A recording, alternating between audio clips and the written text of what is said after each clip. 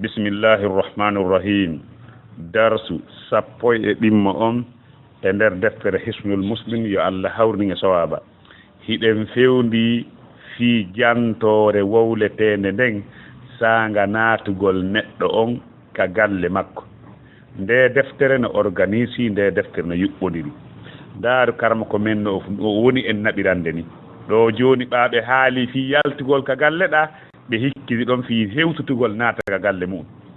karama ko men maki azikru jantore inda dukhulil manzil sanga natugol ka galle a hewtiti ka suudu ma ko honɗum hanuɗa wowlugol e hino ɗo ko wowlete ko musidɗo julɗo bismillahi walajana wa bismillahi kharajana wa ala allahi rabbina tawakkalna aron kay ɗum ɗo hunjagol ɗum ɗo ƴettata hay 2 minutes mahi hunjoɗen en fof bismillahi walajana wa bismillahi kharajana wa ala allahi rabbina tawakkalna min mi hunjike goy seede o mi ñobbo mi daaratode bismillahi walajana wa bismillahi kharajana wa ala allahi rabbina tawakkalna an kadi darti bismillahi walajana wa bismillahi kharajana wa ala allahi rabbina tawakkalna ɗo wona wa ala allahi rabbana nani ko ala allahi rabbina ndaaru kiddal ko dow woni masangal poccangal no ley ɗum tindini wonde ko ley ko rabbi na rabba fiyon ɗum ala on ɓaawa ko harfu jarra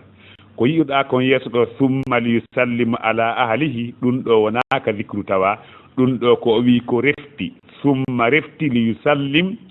o salmin ala ahlihi e dow ɓengure makko nen so hewtiti si on ti hewtiti ko ɗum o waɗata musidɗo julɗo ɗum no wondi e nafoore sabu nelaɗo maaki sallallahu alaihi wasallam si tawi neɗɗo hewtiti ka suudu makko o jantaki inde Allah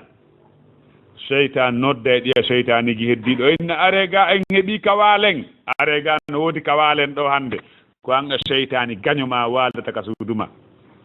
si a ɓanni ñiiri ndin a jantaki inde Allah e ñiiri ndin kadi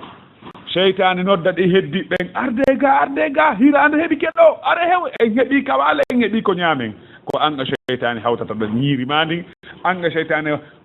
walta ka suudu ɗon nden ñande hay anga ɓengu ma nden ñande si on yiidi ko anga seytani hawtata ɓengu ma mawɗo yo anga gañoma hawton hay ɓengu ma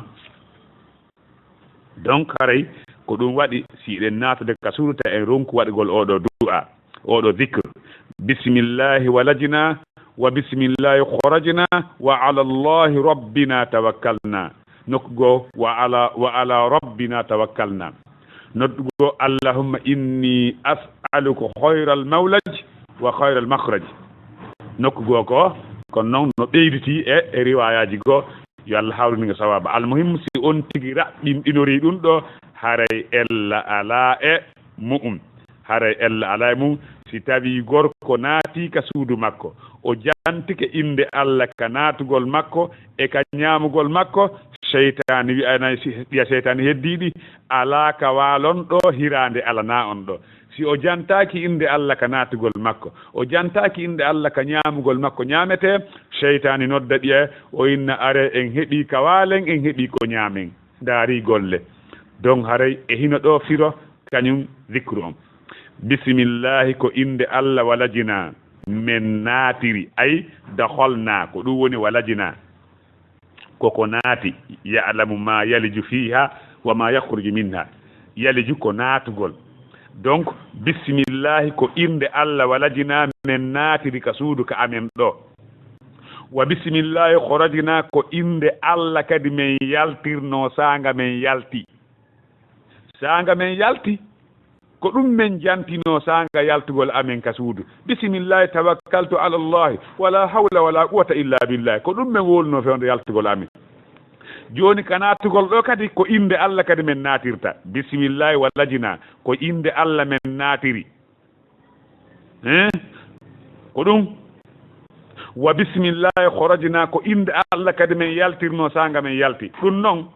wa ala allahi ko e hoore allah rabbina joomi amen tawakkalna woni ko men hoolori ka yaltugol kadi c'est pourquoi ko men yaltayno men wiino tawakkaltu ala allahi wala hawla wala quwwata illa billah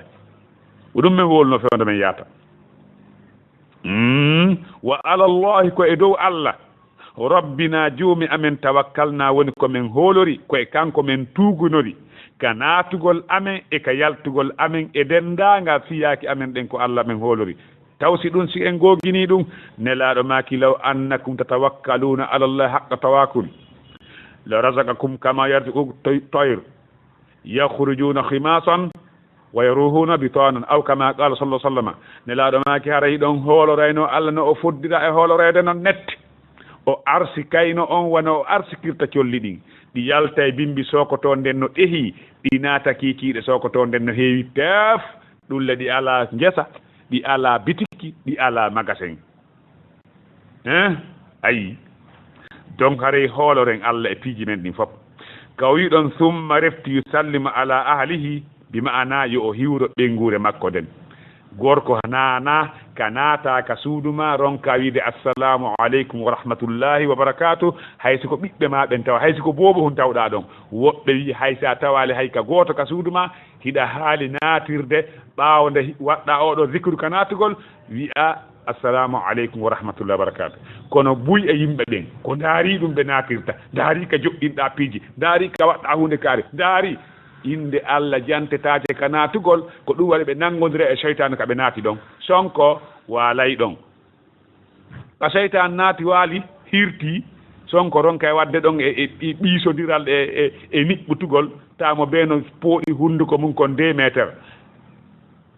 fi hon ɗum inde allah jantaka wula iwata ɗon hiɗa wonda e goɗɗo go taweɗa wulɗa hiɗa wonda e goɗɗo ka suuduma taweɗa wulɗa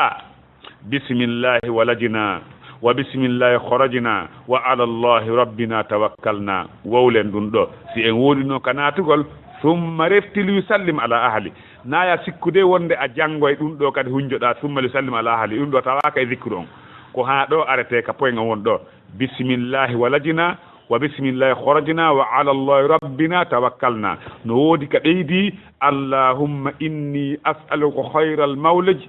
mawlaj wa khayral makhraj